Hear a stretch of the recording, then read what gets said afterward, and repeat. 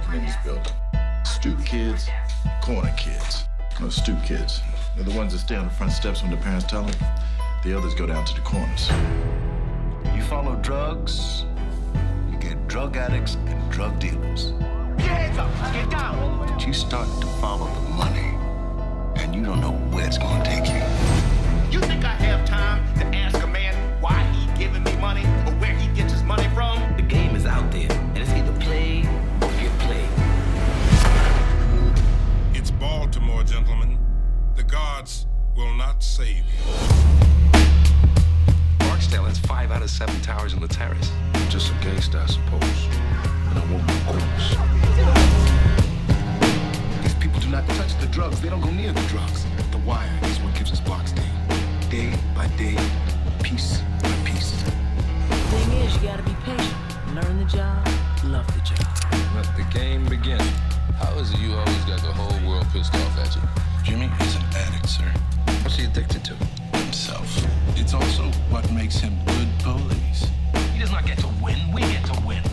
We don't have the courage and the conviction to fight this war the way it should be fought, the way it needs to be fought. Well, then we're staring at defeat, and that defeat will not be forgiven. Can't even call this shit a war. Why not? Wars end. I've been out there since I was 13. I've been straight up, but what come back? This game is rigged, man. Be like the little bitches on the chessboard. Pawns. Go a long way in this country, killing black folk. Young males especially. You're always in the market for a good soldier. This here ain't you. Many of these kids are profoundly damaged. What they've seen, how they've lived. You older than your daddy was when he went out on the corner. Well, he done got him locked up. That's the message, D. You can't show no weakness. The man must have a code. You come at the camp, best not miss.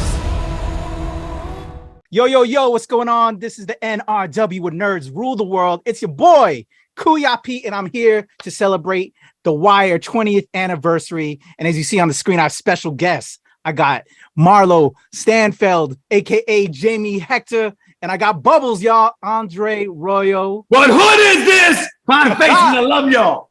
This is truly a pleasure. I had the opportunity to actually work on The Wire for the last 2 seasons, season 4 and 5. And I actually met you, Jamie Hector. I'm gonna throw up on the screen right now in the final edit. I met you on set. It was a pleasure to meet you, sir, and just vibe with you. And so, again, we're talking great memories, 20th anniversary. Can y'all just give me the tea to close us out of just what an honor it was to work with such an ensemble cast and just how this kind of changed the world a little bit. I'm gonna throw it to you, Jamie. Oh man, you said it changed the world. It was great.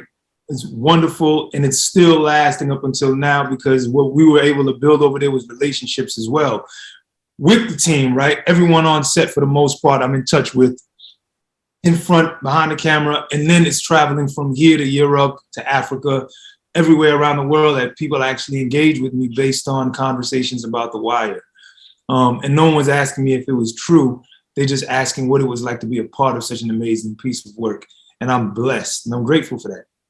Definitely. Yeah. It was definitely Black excellence, and the idea of being on a show that inspires, educates, and entertains at the same time was magnificent. And for my character to be on that for 5 seasons, and I get to see Glenn Turman from Cooley High, and then Felicia Pearson, Snoop, who never acted before, on the same screen, that shows the spectrum of what we were doing and what we were trying to say and how we can tell our own narrative and show the world what the streets really look like. Like, nobody really talks about Bubbles is this character, down and out homeless guy whose white friend gets beat up, and he calls his lesbian girlfriend, who's a cop, and says, let's get it started.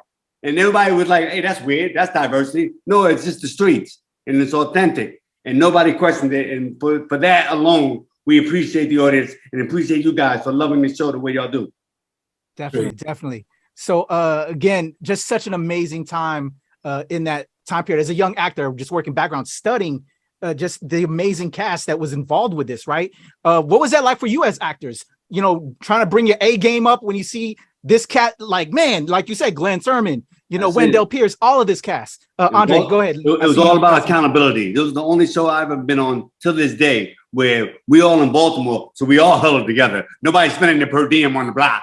Everybody wants to stay safe, rehearse. And we knew that the story really mattered, so we wanted to do it right. It was the only show I've been on where I'd be on set. If somebody else is filming, I'm not even filming. I'm just on set to make sure you do your job, to make sure you got it. You look to the director like, cut, that's good. And then you look to your man. He's going to tell you what's up. He's going to know what you've been studying and what you wanted to get accomplished within that scene. So he'd ask me, how'd I do? And he'd be like, I don't know. All right, I want to do it again. Like, we really looked out for each other. We really showed up on set for each other to make sure that we were doing our job the way we wanted to do it. We always rehearsed. It was really a family-based type show, and we wanted to make sure everybody did their job. You know what? I like to be around other artists that help me grow. And being on the set, I tell you, I walked on set one day, and Dre wasn't even shooting that day. He was there.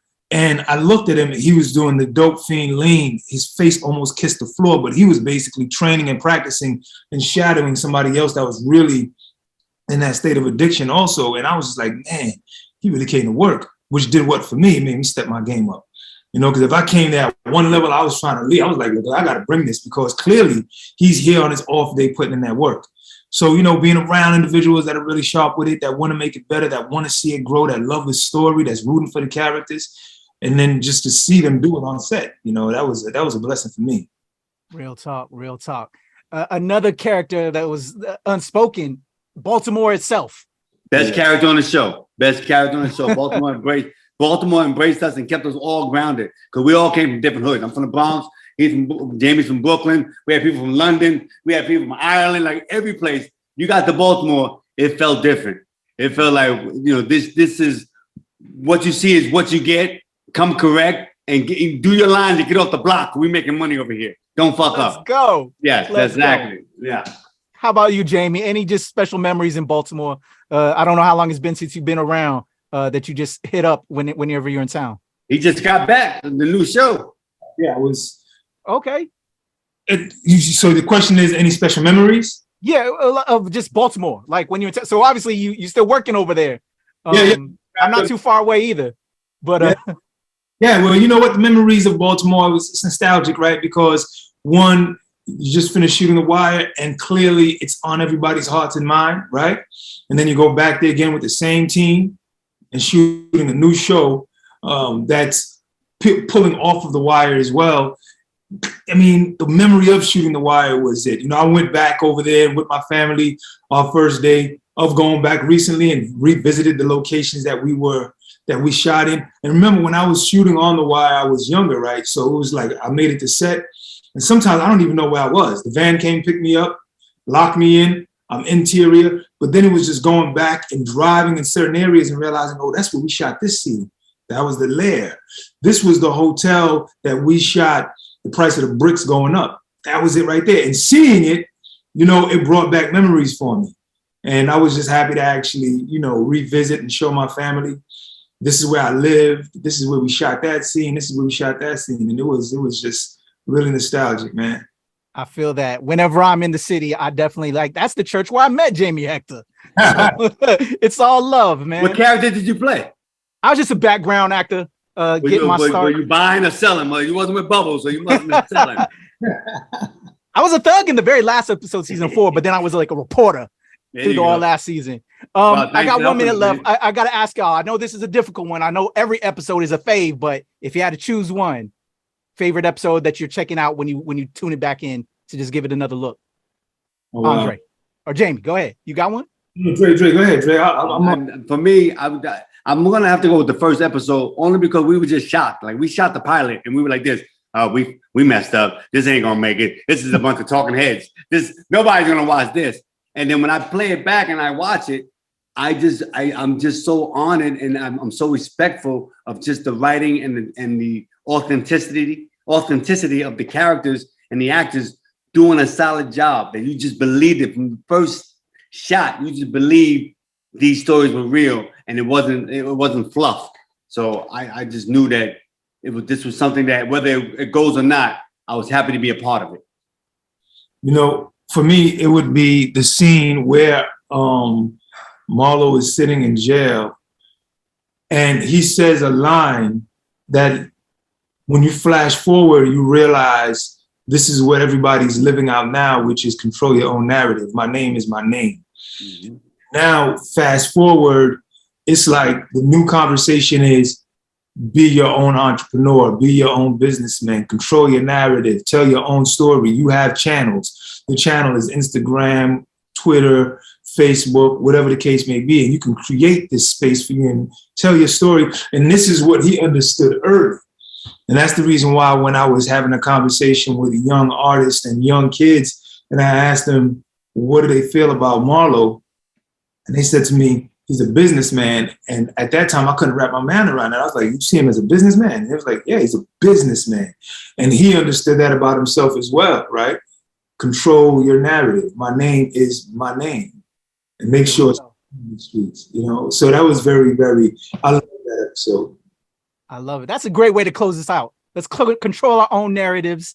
This was truly a pleasure. Y'all, Andre Royo, Jamie Hector. The Wire is available on DVD, Blu-ray, and streaming on HBO Max. It's your boy, Kuya P. Nerds Rule the World. This was fun, man. Thank you all so much. Let's go. Be easy, brother. Keep coming back. Keep coming back.